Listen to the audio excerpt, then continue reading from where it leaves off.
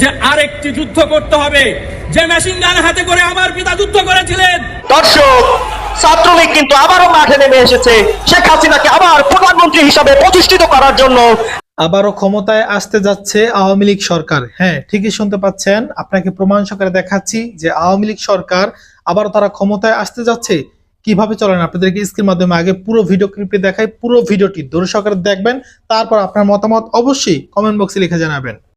যে আরেকটি যুদ্ধ করতে হবে, যে মেশিন গান হাতে করে আমার পিতা যুদ্ধ করেছিলেন। দর্শক, ছাত্রলীগ কিন্তু আবারও মাঠে নেমে এসেছে শেখ হাসিনাকে আবার প্রধানমন্ত্রী হিসাবে প্রতিষ্ঠিত করার জন্য। তারা কিন্তু গুলিস্তানের মাঠ। দীর্ঘদিন পর রাজপথে নামলো আওয়ামী লীগ নেতৃত্বাধীন 14 দল। রাজধানীর শাহবাগে সমাবেশে জোটের নেতারা বলেন, অসাংবিধানিকভাবে ক্ষমতা দখলের পথ বন্ধ। আওয়ামী লীগের নেতা কর্মীরা এখানে প্রমাণ করতে চায় যে এই ঢাকা আওয়ামী লীগের ঢাকা।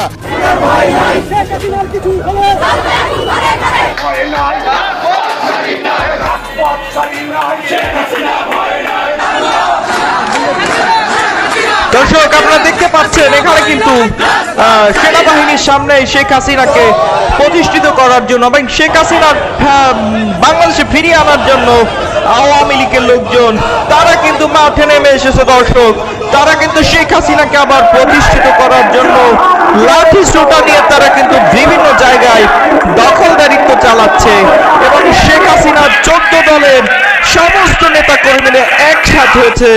তারা যেভাবে হোক তারাকে ইতিমধ্যে দর্শক বাধা দেওয়ার চেষ্টা করতেছে পুলিশের বাধা উপেক্ষা করে তারা কিন্তু গণভবনের দিকে ছুটে যাচ্ছে এবং এখানে দেখতে পাচ্ছেন সচিবালয়ের সেই মাঠ থেকে গণভবন অবধি পর্যন্ত তারা কিন্তু মেট্রো রেলের নিচ অবধি পুরোটাই দখল করে নিয়ে গেছে এবং পুলিশ সেটাকে ছত্রভঙ্গ করে দেওয়ার জন্য তারা কিন্তু বিভিন্ন মানুষকে গ্রেফতার করতেছে। দর্শক, আপনারা দেখতে পাচ্ছেন এখন কিন্তু ঢাকার রাজপথ পুরোটাই রণক্ষেত্র তৈরি হয়ে গিয়েছে। আওয়ামী লীগের লোকজনের দাবি শেখ হাসিনাকে, তারা বৈধ প্রধানমন্ত্রী শেখ হাসিনাকে রাজাকারের দল বা রাজাকার সমর্থিত মানুষজন শেখ হাসিনাকে দেশ থেকে তাড়িয়ে দিয়েছে এবং তারা কিন্তু দূর থেকে স্লোগান চালিয়ে যাচ্ছে। পুরো একটা রাস্তা কিন্তু ব্লক করে দিয়েছে। এখানে দেখতে পাচ্ছেন দর্শক, গণভবনের যাওয়ার যে মেইন পথ সেই পথেই কিন্তু পুলিশ তাদেরকে বাধা দিচ্ছে এবং ইট পাটকেল নিক্ষেপ করতেছে। পুলিশ সেটাকে সেফগার্ড দিয়ে নিজেদেরকে রক্ষা করার চেষ্টা করতেছে। দর্শক, খেলা কিন্তু জমে গিয়েছে। দর্শক, বিভিন্ন জায়গায় কিন্তু আওয়ামী লীগের লোকজন ফুঁসে উঠেছে। দর্শক, এবার কি হতে যাচ্ছে সেটাই কিন্তু দেখার অপেক্ষায়। যে যেখান থেকে দর্শক আমাদের এই লাইভটি দেখতেছেন, আপনারা লাইভটি লাইক করে দিবেন, নিজের মতামত কমেন্টে জানাবেন আপনিও শেখ হাসিনাকে বাংলাদেশে বৈধ প্রধানমন্ত্রী হিসেবে আবার দেখতে চান কিনা। ইতিমধ্যেই কিন্তু দর্শক অন্যদিকে এখানে দেখতে পাচ্ছেন সচিবালয়ের রাস্তা থেকে গণভবনের যেই মেইন দুই সড়ক রয়েছে সেখানে কিন্তু ওয়াকটেল টিয়ারশেল ছেড়ে এবং এখানে কিন্তু দলে দলে মানুষ তারা কিন্তু মিছিল নিয়ে গণভবনের দিকে যাচ্ছে। ডক্টর ইউনূসকে তারা কোনোভাবেই দেখতে চায় না এবং তারা কিন্তু এবার ঐক্যবদ্ধ হয়ে গণহারে এবং শেখ হাসিনাকে প্রতিষ্ঠিত করার জন্য, শেখ হাসিনাকে আবার প্রধানমন্ত্রী হিসেবে দেখার জন্য তারা কিন্তু এখানে সমাবেত হয়েছে। দর্শক, এখানে কিন্তু লক্ষাধিক মানুষ মাঠে নেমে এসেছে। তাহলে কি বিপ্লব এবার ধ্বংসের পথে না কি হতে যাচ্ছে দর্শক, সেটাই কিন্তু আজকে দেখতে পারবেন। পুরো লাইভটি আপনারা শেয়ার করে দিবেন দর্শক, যেভাবে পারেন দর্শক আপনার মতামত কমেন্টে লিখতে থাকুন। দর্শক, আপনিও আসলে শেখ হাসিনাকে আবার বৈধ প্রধানমন্ত্রী হিসেবে দেখতে চান কিনা। এখানে লক্ষাধিক আওয়ামী লীগের 14 দল। এখানে একটা বিষয় স্পষ্ট করে দিচ্ছি, সেটা হচ্ছে আওয়ামী লীগের বিভিন্ন মানুষজন কিন্তু আহত হচ্ছে এবং তাদেরকে কিন্তু হসপিটালের দিকে নিয়ে যাওয়া হচ্ছে এবং পুলিশ কিন্তু কর্তব্য বিমূঢ় হয়ে ভাবতেছে কি করতে হবে এবং বিভিন্ন মানুষকে কিন্তু গ্রেফতার করা হচ্ছে। শত বাধা বিপত্তিকে উপেক্ষা করে তারা কিন্তু তাদের যেই আন্দোলন সেটা চালিয়ে যাচ্ছে এবং এখানে কিন্তু মহিলা লীগের যে সমস্ত নেতৃবৃন্দরা রয়েছে তারাও কিন্তু মাঠে নেমে এসেছে। পুরো রাজপথ এখন লোকারণ্য হয়ে গেছে এবং এখন কিন্তু দর্শক পুলিশের এক্সট্রা যেই দাঙ্গা পুলিশ বা ফোর্স তারা কিন্তু সেটা চালিয়ে নিচ্ছে এবং টিয়ারসেল নিক্ষেপ করতেছে। দর্শক আমাদের সংবাদ কর্মীদের উপরেও কিন্তু দর্শক বিভিন্ন ধরনের টিয়ারসেল নিক্ষেপ করা হয়েছিল এবং ইট পাটকেল বুক পাতিয়ে দিয়ে টান টান উত্তেজনায় পুলিশের সামনে দর্শক তারা তাদের সমস্ত ক্ষমতা জাহির করতেছে। দর্শক রাজপথ এখন পুরোটাই কিন্তু রাজপথ শেখ হাসিনার কর্মীদের হাতে। জ্বালাও পোড়াও ঘটনাও কিন্তু ঘটেছে। ফায়ার সার্ভিস ইতিমধ্যেই কিন্তু তৈরি হয়েছে এবং ফায়ার সার্ভিসের 7টি ইউনিটকে ইতিমধ্যেই ফোন করা হয়েছে, তারা প্রস্তুত রয়েছে কোনো ধরনের অঘটন ঘটলে ইমিডিয়েটলি তারা যাতে অ্যাকশন নিতে পারে। দর্শক আপনারা আসলে এই জ্বালাও পোড়াও এবং আপনারাও কি আসলে শেখ হাসিনার সেই জনগণের সাথে সহমত পোষণ করেন এবং তারা মরণাপন্ন পান করতেছেন? আমরা তো খেপে যাই। আমার সামনে ভাই এই যে যাতায়াতে বসে আমার বন্ধুরা বাইরে দিছে ভাই, আর সবাইকে বলেছে ভাই এখানে দেখেন শত শত মানুষকে কিভাবে অভিযোগ করতেছে, এটা আমরা খুঁজে বের করতে পারবো না। ওকে এখানে দেখতে পাচ্ছেন দর্শক আওয়ামী লীগের বিভিন্ন লোকজনদেরকে কিন্তু আবার ইতিমধ্যেই গণ অভ্যুত্থানের যেই সমন্বয়করা রয়েছে তারাও কিন্তু খবর পেয়ে মাঠে নেমে এসেছে এবং আওয়ামী লীগকে বা আওয়ামী লীগের নেতা কর্মীদেরকে বা ছাত্রলীগ বা যুবলীগদের নেতা কর্মীদেরকে বিস্তৃত অবস্থায় যাদেরকে পাচ্ছে, ঐক্যবদ্ধ ছাড়া যাদেরকে খণ্ডিত অবস্থায় পাচ্ছে তাদেরকে কিন্তু বিভিন্ন জায়গায় মারপিট করা হচ্ছে এবং সেটা কিন্তু দর্শক আপনারা দেখতেই পাচ্ছেন।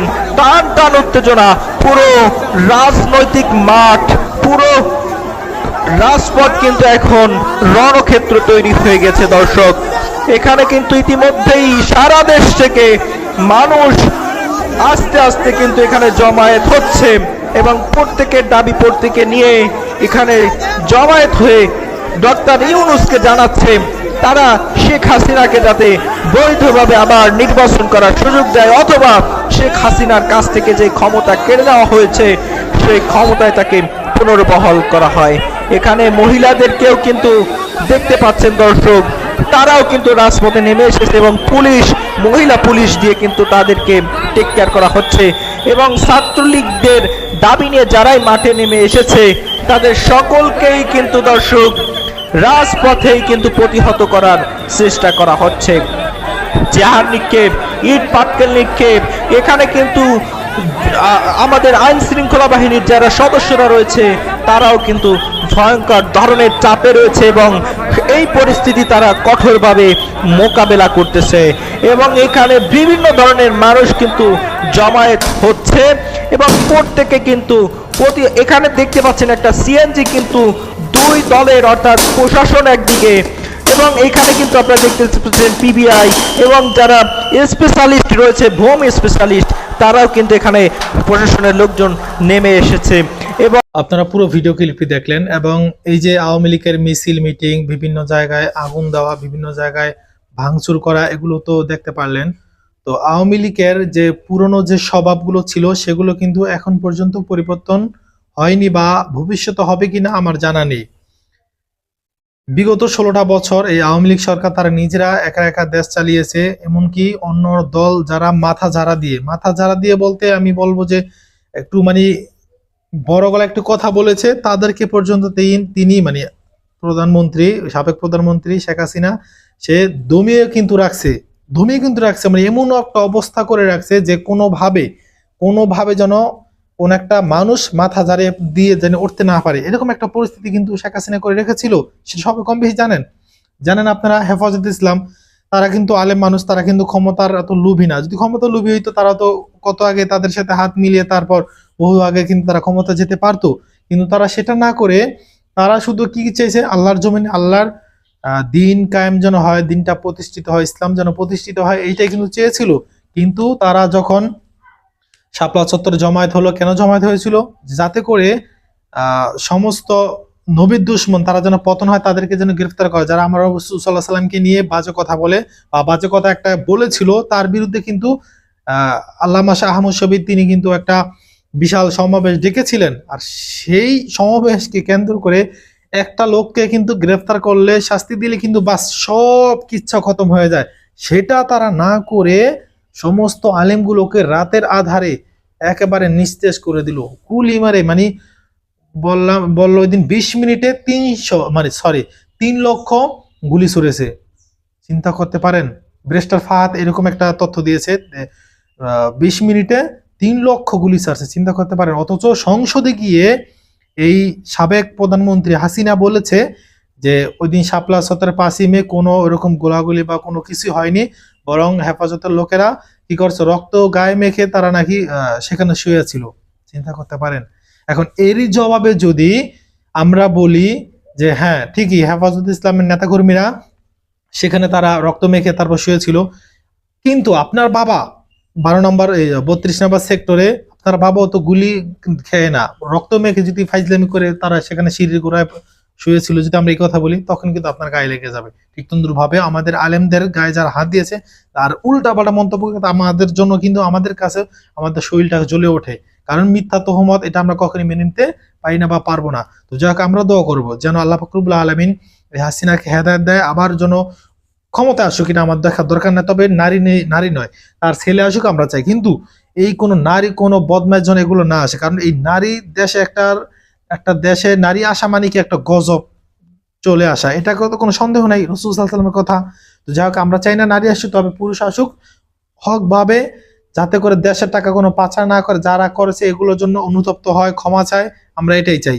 আর দেশের মানুষ, বাংলাদেশের মানুষ খুবই দুর্বল, তাদেরকে কাছে যখন মানে ক্ষমা চাওয়া হয়, যত অপরাধ করুক না কেন তারা কিন্তু ক্ষমা করে দেয়, এটা হচ্ছে তাদের একটা গুণ। তো যাই হোক, আমরা চাই তারা আবারও ফিরে আসুক, তবে কোনো এই নরপিচাস বা দুর্নীতিবাজ হিসাবে না, বরং তারা ফেরেশতার রূপে আমরা চাই ফিরে আসুক। কিন্তু আমার মনে হয় না আওয়ামী লীগ ওই রূপে ফিরে আসবে, এটা আমার কখনো মানে মাথায় আসে না। তো যাই হোক, তারপর আমরা দোয়া করি আল্লাহ তাআলা যেন তাদেরকে হেদায়েত দান করে। আল্লাহুম্মা আমিন। ভিডিওটি বেশি বেশি শেয়ার করে দিবেন। আল্লাহ হাফেজ।